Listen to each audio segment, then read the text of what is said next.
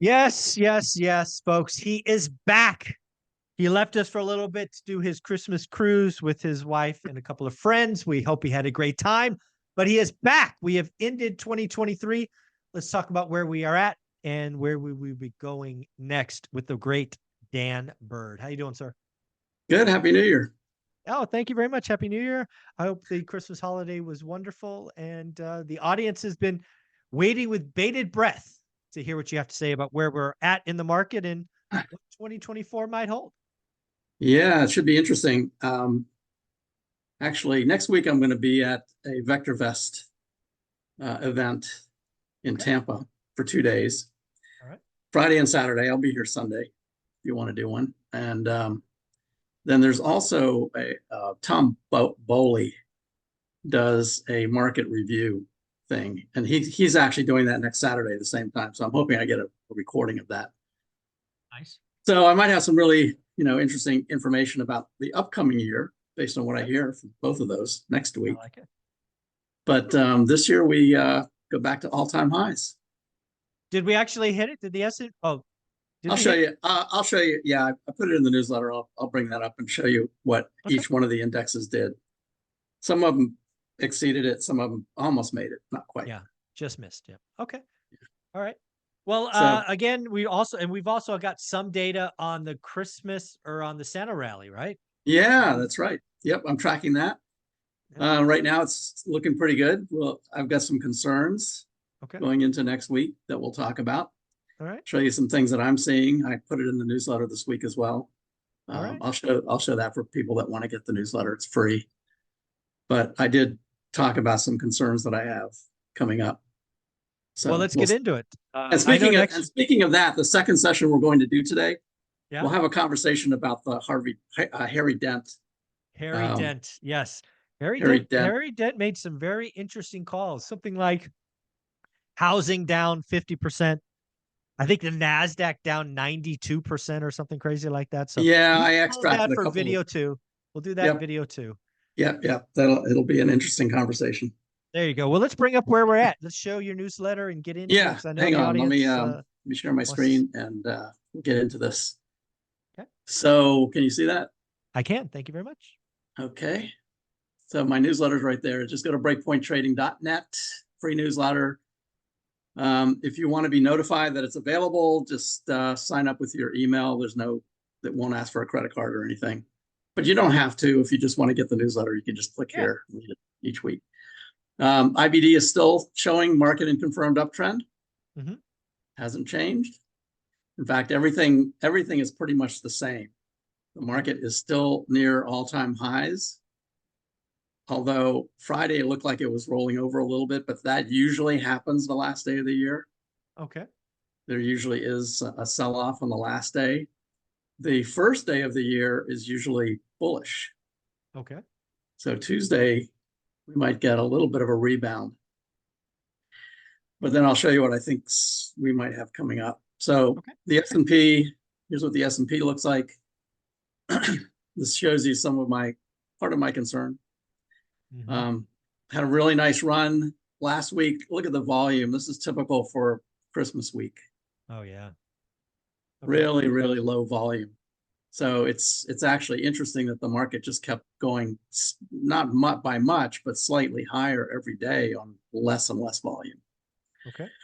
It just means there weren't any sellers. Mm-hmm. Nobody wanted to sell until Friday. And then Friday, there was a little bit of a sell-off. But look at the negative divergence. Everyone on here has heard me talk about divergences. It's one of the things that I look for all the time. And as the market hit new highs right here, the momentum started to lag. Yep. So might be running out of steam, but it's really hard to tell because of the volume for last week. So we really don't know what all this means until the big traders come back to Wall Street after the new year. So we'll see next week what happens. All right.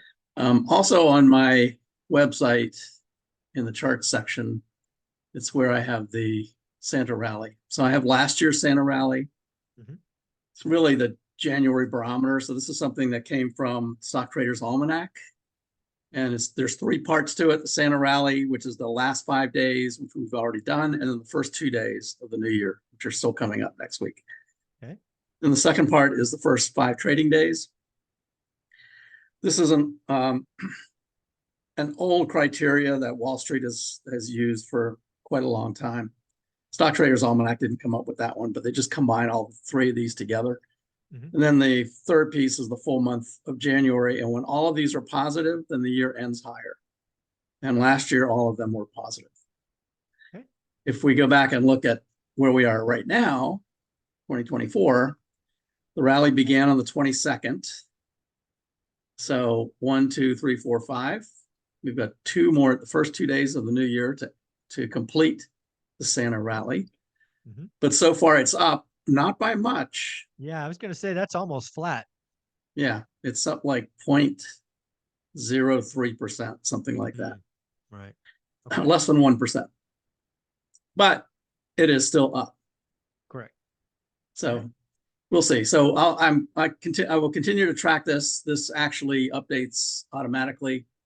So this chart right here will automatically update every day as new bars get added to it. And just so I'm clear, when we talk next Sunday, we will, the first one will be done, complete. The second one will be 4 days in, because again, we'll only have 4 trading days. That's right.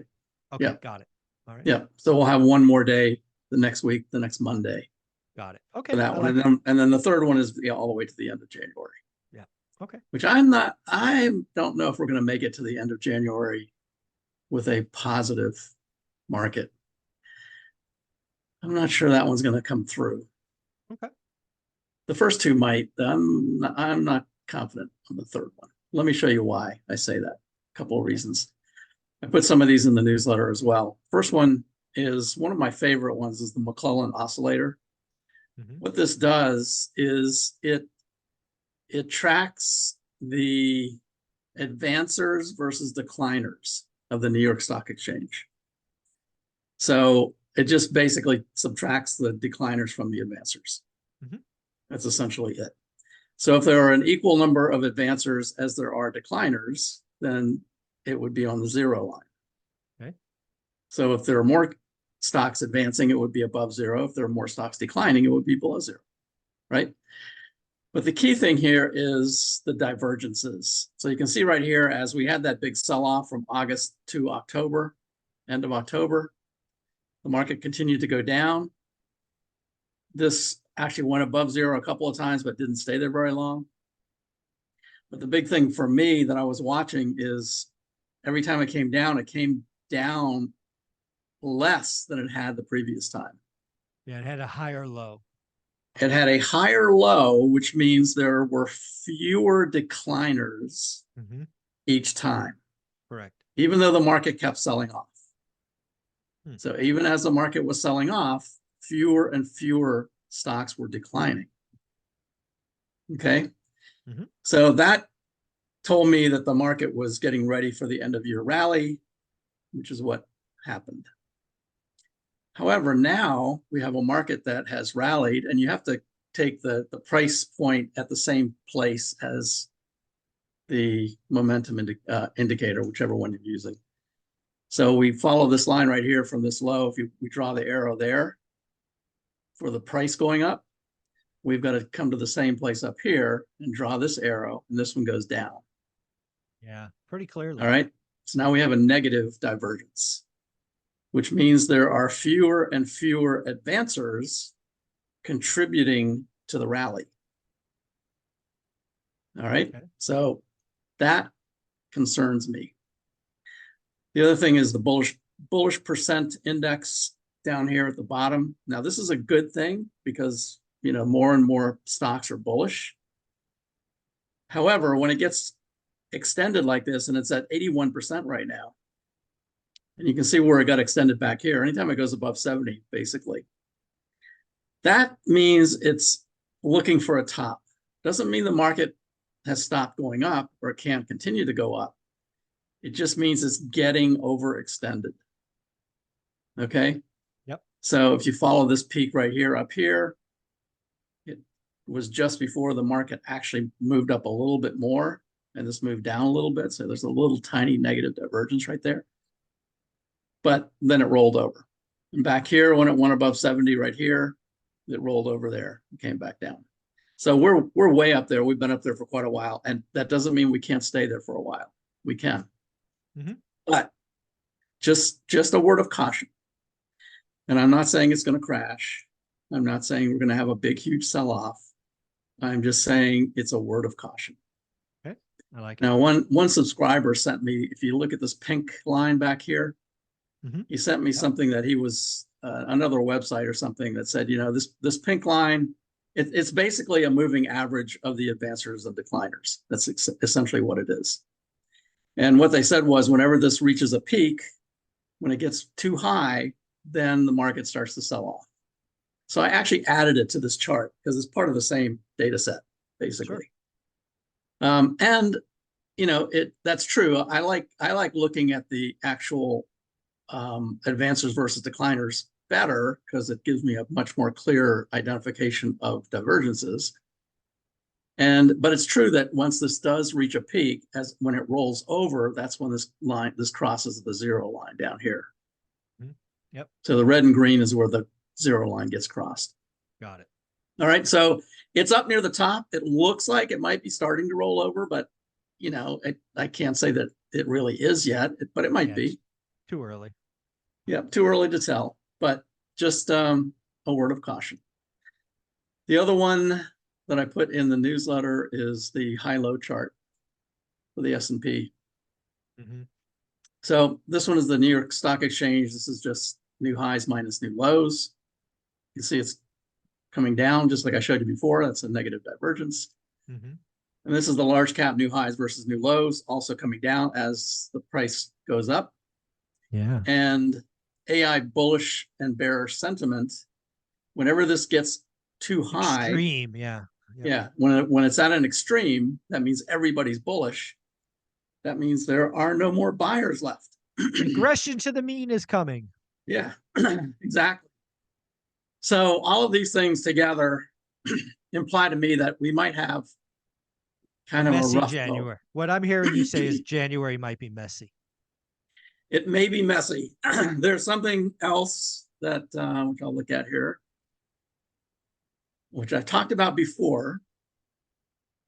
Fed rate hikes. I put this one in the newsletter too. Nice. We'll talk about this the weekend before the CPI number comes out. Okay.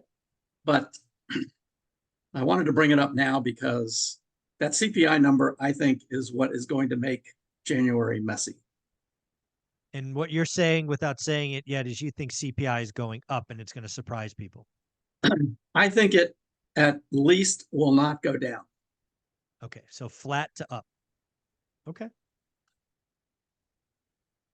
And I think that will surprise people. I think they're still expecting inflation to continue to come down. Mm-hmm. While I think the February number is going to show that. I think February we break 3%. Right. To the downside. But I don't think the January number will. No. And part of what I'm watching is this shaded area down here. This is oil and gas. Mm-hmm. Oil and gas, and this shaded area is what the next CPI number will encompass. That's the month of December. Yep. In the beginning of the first half of the month, these were just falling off a cliff. Oil and gas. Now, oil and gas both rolled over a little bit here recently, but it's right at the very end of the month. Mm-hmm. So that, yes, they ended a little bit lower. Gas actually ended flat, basically flat. Oil was a little bit lower, and the CRB was lower. So that's good. That should help the CPI number. But the 12-month window for CPI, the one that's dropping off from a year ago, is a very small one. Yep. Agreed. So that's not going to help CPI. Yep. You can see the all-time high up here too. Okay. And I don't know if you can see this, but look at, this is basically the last week. The market kept going higher, but every day it went up. Let me actually show you. I think the first chart I showed right here. We had that big sell-off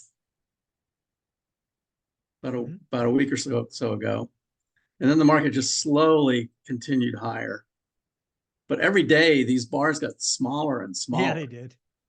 You know, it exceeded the previous day's high, but the range was ridiculous. It was like no buyers and no sellers, either one. Yep. The volume really low. Okay. So even though it went up, it did not go up dramatically in a way that showed me any conviction. I think that's the best way to put it. Yeah, I think so. This little rally didn't have any conviction behind it. So this would be an easy one to just start selling off if the market makers wanted to do that next week. All right, so let's look at the 50, 200-day moving average lines. They're also overextended. Yeah, they're darn near extreme. Percentage of stocks above their 50-day moving average, it's at 90%. So 90% of the S&P 500. So there's only 50 stocks out of the whole S&P that are not above their 50-day moving average. Okay. So that is not sustainable. So all of these things, and again, I'm pointing these things out, but I'm not saying the market's going to crash or we're going to have a huge sell-off. I think we may have a sell-off or we may just go sideways, but up until that CPI number on the 11th. Yeah, we do get an important number this Friday too. The jobs number comes out. That's a good point. Yes.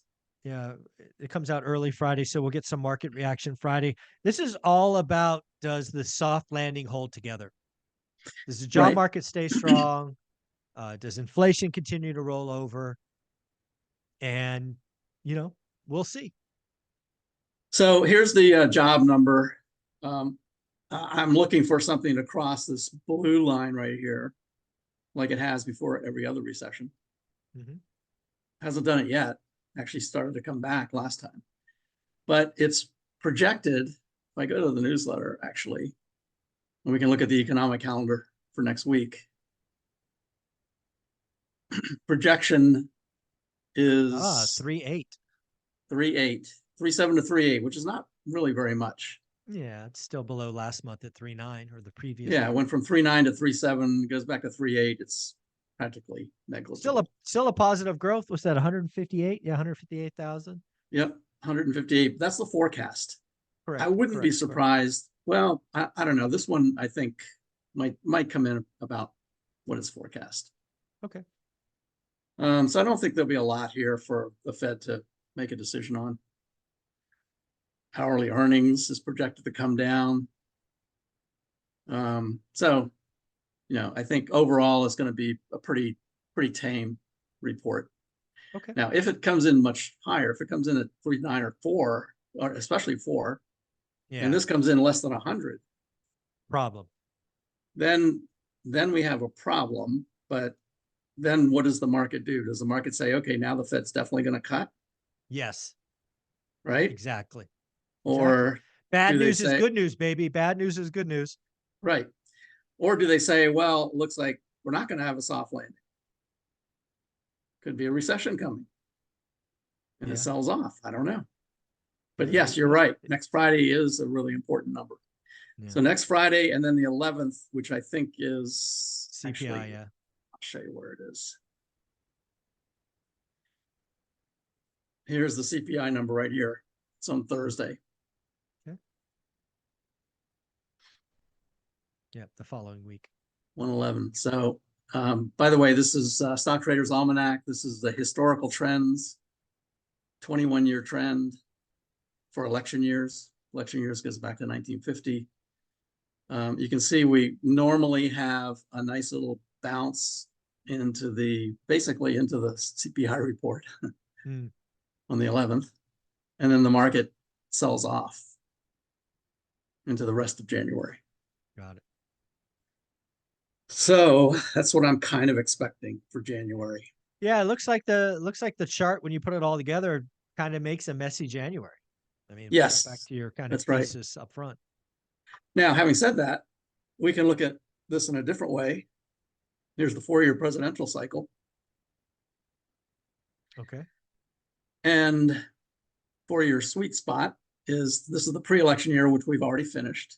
So we are right here. We're at the beginning of the election year. Oh, got right it. over I here. see that. Okay. So normally this pre-election year is usually historically a very positive year. In fact, the best of the four, which is what it was. And then the actual election year is also a good year, but it's more choppy. It's much more choppy. Yeah. Okay. And then this one here is the 4-year cycle. Right now it's on track. We are right about here. You can see it goes into January, goes up to the middle of January, and then starts to come down. So lots of sideways action is what I'm seeing. Yeah, lots of sideways. This is the period in through here that people are expecting the Fed to start cutting, expecting maybe potential recession coming up, unemployment starting to tick up. That's all in this section right through here. February through the summer, really. Yeah, very cool. And then it's really the end of the year that we start taking off again, right around the election. Yep.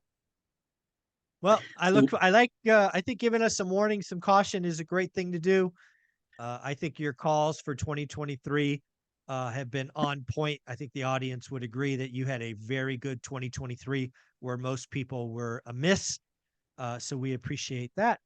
You have By some the way, closing thoughts? Here are the numbers for the indexes. This was in the newsletter also. So here's the Dow previous all-time high was 36,338. 2023 exceeded that. So anything with an asterisk means it got to a new all-time high. This is the close and this is the high. So the previous high was this, 2023, for the Dow exceeded it. The S&P exceeded the close. So it made a higher close than it had before, but it did not exceed the intraday high. Got it. So we're only about 25 points away. The NASDAQ, which is made up of a lot of small biotech companies, NASDAQ didn't exceed any of them. But the NDX, which is the NASDAQ 100, which is where the Magnificent Seven resides, the 100 largest mega cap NASDAQ stocks. In this case, it exceeded both the close, so it had an all-time high close, and the intraday high. Nice. Okay. So the Dow and the NASDAQ 100 are the two that broke all of the records. S&P broke the close, but not the high. I like it. And then the rest of this I talked about before. Yep. This right here is interesting. This is my bias matrix. And what I pointed out here in the newsletter, every time when you see a box like this, that means it changed. This gets updated every day. Okay. So this is a change from the day before. Ooh. And these are all the commodities. Yeah, so look at all the ones that bearish. Yep. Yeah. So look at the ones that went from bull to bear. Now, commodities going bearish is actually a good thing. That means things are getting cheaper. Crude oil went down. Brent will probably be a bear on Tuesday. Gasoline switched from bull to bear. Agriculture switched from bull to bear. All right, this is the first column is short term, second column is medium term, third column is long term. So I watched the short term because that's an early indicator of what's going on. And one of the things that concerns me is this growth versus value.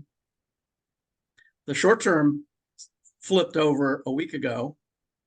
And then on Friday, the medium term flipped over from bull to bear. That means companies are rotating out of growth and into value. Gotcha. The only positive one was the Russell 2000, but this is the long-term flip from bear to bull. And these usually happen, short-term first, medium-term second, long-term last. Whenever the long-term all gets bullish over here, then the short-term starts to flip back to bearish. Yep. So we have to be careful of that. The sectors, I wanted to point this out as well. This is the sector performance for the week. And here's the S&P right here. So everything above the S&P outperformed. And what you can see is the top 4 sectors are the top defensive sectors. Yeah, pretty clear. Staples, utilities, healthcare, real estate. They are the top defensive sectors. The aggressive sectors, which is technology, communication services, and discretionary, as well as the NASDAQ 100, they're all underperforming the S&P. So this to me is pretty clear that there's rotation going on. There's rotation out of growth areas, aggressive areas, and rotation into defensive areas. These are the things that are under the covers in the market that you don't really see just by looking at the price. I mean, the price charts that I showed before showed us all the way at the top, right? But we're going up with fewer and fewer advancers, and we're going up with rotation into defensive sectors. Yep. So all of that to me is cautionary. All righty, folks, you've heard it. Doesn't mean we're going to crash. It just means be careful. Folks, you've heard it here first. Dan has gone cautious, messy January. Pay attention. Don't overextend yourself. No crash is being called. It's just the data looks squishy, messy. Dan, thank you so much. I look forward to video 2. That's a good technical term, squishy. Squishy. Thanks, brother. Take care. All right. Take care.